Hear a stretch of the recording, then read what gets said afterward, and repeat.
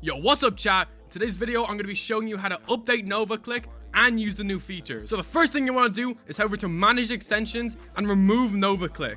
The reason why we're doing this is because whenever NovaClick gets an update, you need to reinstall the extension. After that, you want to head over to the link in the description and then you want to download the zip file. This is basically an offline version of NovaClick that can't be detected by BullX. Once you install the zip file, you want to open up where you downloaded it, and then you want to make a separate folder to store your NovaClick.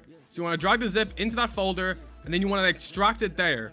Once you've extracted it, you can go back over to extensions and drag the folder into the extensions. After that, we need to relink NovaClick. So in the link description, you want to click the connect button in the top right. Then on your TG, you're going to be prompted to link your NovaClick.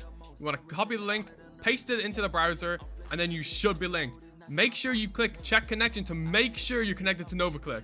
After that, we can head back over to BullX, enable the extension, and now we're fully updated on NovaClick. If you have any questions about setting up NovaClick, join up the Discord, link in the description. Now let's get into what they added. NovaClick added a feature to quick buy CAs from Twitter trackers. This is by far the best feature on NovaClick as of now. This feature guarantees you're going to be one of the first buyers on the coin. They also added quick buy buttons onto Pump Fund, which is great for getting into OG coins. Other than that, guys, thank you guys for watching. My next video is going to be a banger, so do not miss out on it. Make sure you like, sub, and put the notifications on. See you, chat.